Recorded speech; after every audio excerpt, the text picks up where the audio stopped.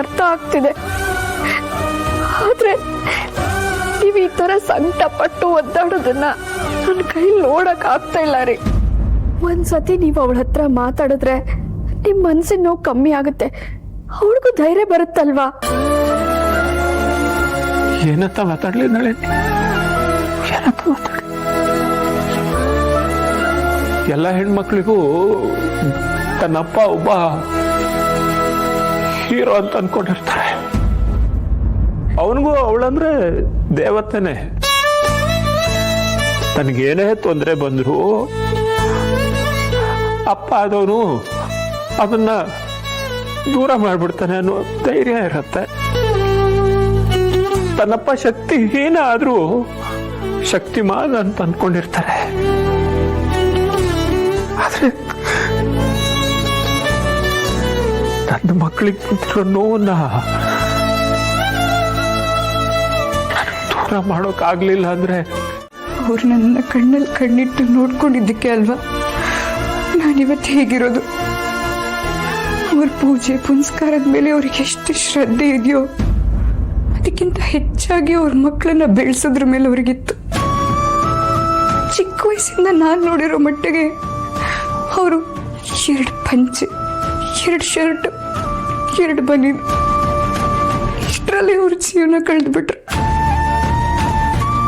ಅವರು ತಮಗೋಸ್ಕರ ಅಂತ ಏನು ಮಾಡ್ಕೊಳ್ದೆ ಹೋದ್ರು ನಾನಾಗ್ಲಿ ಮೇಘ ಶ್ಯಾಮ್ ಆಗ್ಲಿ ಏನಾದ್ರೂ ಕೇಳೋಕ್ಕೂ ಮುಂಚೆನೆ ಎಲ್ಲ ತಂದು ಕೊಟ್ಬಿಡ್ತಿದ್ರು.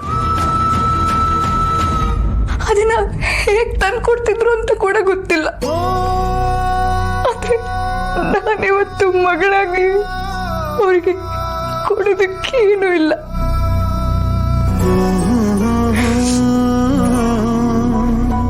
ನಾನು ಏನ್ ಕೊಡ್ತೀನೋ ಬಿಡ್ತೀನೋ ಗೊತ್ತಿಲ್ಲ.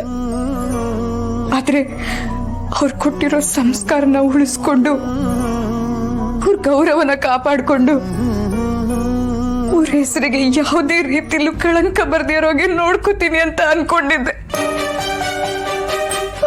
ಆದ್ರೆ ಇವತ್ತು ಅದನ್ನು ಮಾಡೋದಕ್ಕಾಗ್ಲಿಲ್ಲ. ನನಗೆ ಯಾರು ಏನಾದ್ರೂ ಪರವಾಗಿಲ್ಲ, ಆದ್ರೆ ನನ್ನ ಅಪ್ಪನ ಹೆಸರಿಗೆ ಕಳಂಕ ಬಂದ್ರೆ ಅದನ್ನ ನನ್ನ ಕೈಲಿ ತಡ್ಕೊಳಕ್ ಆಗಲ್ಲ. ಈ ತರ ಮಾಡಿದೋಳು ಇವ್ರ ಮಗಳಂತೆ ಅಂತ ಅಂದಾಗ ನನ್ನ ಅಪ್ಪಗೆ ಎಷ್ಟು ಸಂಕಟ ಆಗಿರುತ್ತಲ್ವಾ. ನಮ್ಮಕ್ಕ ಹೀಗೆಲ್ಲ ಮಾಡಲ್ಲ ಅಂತ ಮೇಘ ಶ್ಯಾಮ್ ಎಷ್ಟು ಬೇಜಾರು ಮಾಡ್ಕೊಂಡಿರ್ತಾರೆ. ಇನ್ನ ಮೇಘನ್ ನೋಡಿದ್ರೆ ಈ ಅಕ್ಕನೇ ಹಿಂಗೆ ಇನ್ನ ತಂಗಿ ಹೆಂಗೋ ಅಂತ ಎಲ್ರು ಅಂತಾರೆ. ಅದನ್ನ ನಮ್ಮಪ್ಪ ಅಮ್ಮ ಕೇಳಿಸ್ಕೊಂಡ್ರೆ ಅವ್ರಿಗೆ ಎಷ್ಟು ನೋವಾಗ್ಬೇಡ. ಸಿಟಿ ಜನಕ್ಕೆ ಇದೆಲ್ಲ ಕಾಮನ್ ಇರ್ಬೋದು, ಆದ್ರೆ ಹಳ್ಳಿಯವ್ರಿಗೆ ಇದೊಂದು ದೊಡ್ಡ ವಿಷಯ. ಸಮಾಧಾನ ಮಾಡೋರೆ ಆಡ್ಕೊಂಡು ನಗ್ಬೇಕಾದ್ರೆ ನಮ್ಮಪ್ಪಂಗೆ ಹೆಂಗ ಅನ್ಸಿರ್ಬೇಡ. ಅವ್ರನ್ನ ಎಂತ ಸ್ಥಿತಿಗೆ ತಳ್ಳಿಬಿಟ್ಟೆ ನಾನು.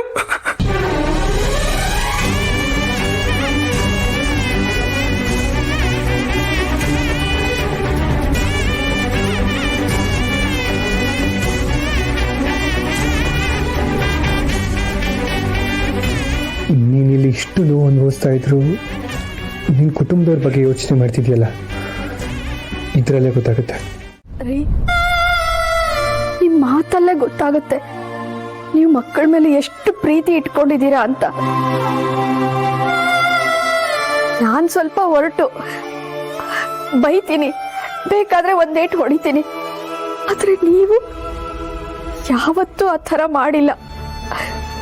ಈ ದೇವ್ರಿಗೆ ಮುಡ್ಸಿರೋ ಹೂವನ್ನ ಎಷ್ಟು ಸೂಕ್ಷ್ಮವಾಗಿ ಎತ್ತಿಡ್ತೀವೋ ಅಷ್ಟೇ ಸೂಕ್ಷ್ಮವಾಗಿ ನೀವು ನಿಮ್ಮ ಮಕ್ಕಳ ಜೊತೆ ನಡ್ಕೊಂಡಿದ್ದೀರ. ಗೊತ್ತು ನಳಿನಿ, ಗೊತ್ತು. ನನ್ನ 2 ಹೆಣ್ಮಕ್ಳು ನನ್ನ 2 ಕಣ್ಣುಗಳಿದ್ದ ಹಾಗೆ. ಶ್ಯಾಮ ಗಂಡು ಹುಡುಗ, ಚಿಕ್ಕ ಹುಡುಗ ಆದ್ರೂ ಚುರುಕಾಗಿದ್ದಾನೆ. ಆದ್ರೆ ಹೆಣ್ಮಕ್ಳು ತುಂಬಾ ಸೂಕ್ಷ್ಮ ಸ್ವಭಾವದವ್ರು.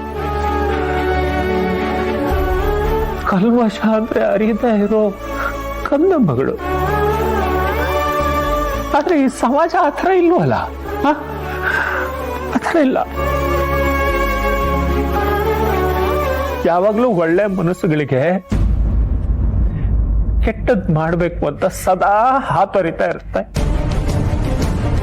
ಅವರಿಂದ ನನ್ನ ಮಕ್ಕಳಿಗೆ ಎಲ್ಲಿ ತೊಂದರೆ ಆಗ್ಬಿಡುತ್ತೋ ಅನ್ನೋ ಆತಂಕದಲ್ಲಿ ನನ್ನ ಜೊತೆ ಹೊಡ್ಕೊತಾ ಇರುತ್ತೆ ಕಣೆ.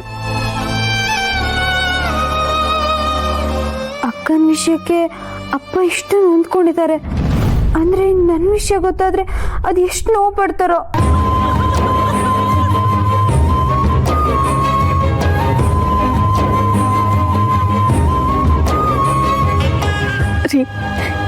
ಇಷ್ಟೊಂದು ನೋವು ತುಂಬಿಕೊಂಡಿದ್ದೀರಲ್ಲ, ಒಂದ್ಸತಿ ಲಕ್ಷ್ಮಿ ಹತ್ರ ಫೋನ್ ಮಾಡಿ ಮಾತಾಡಿ. ಅಲ್ಲ ರೀ, ನೀವಿಲ್ಲಿ ಕೊರಗ್ತಾ ಕೂತಿರ್ತೀರಲ್ಲ, ಅಲ್ಲ ಅವಳು ಹಾಗೆ ಕೊರಗ್ತಾ ಕೂತಿರಲ್ವಾ? ನೀವು ಒಂದ್ಸತಿ ಮಾತಾಡಿದ್ರೆ ಇಬ್ಬರು ಮನಸ್ಸಿನ ಭಾರನೂ ಕಮ್ಮಿ ಆಗುತ್ತೆ. ಇರಿ ಒಂದ್ ನಿಮಿಷ ತಗೊಳ್ಳಿ, ಅವಳ ಹತ್ರ ಒಂದ್ಸತಿ ಫೋನ್ ಮಾಡಿ ಮಾತಾಡಿ. ಮಾತಾಡ್ರಿ ರೀ, ಮಗಳ ಹತ್ರ ಮಾತಾಡಕ್ ಯಾರು ಇಷ್ಟೊಂದು ಯೋಚನೆ ಮಾಡ್ತಾರ? ತಗೊಳ್ಳಿ ಮಾತಾಡಿ, ವಿಡಿಯೋ ಕಾಲ್ ಮಾಡಿ.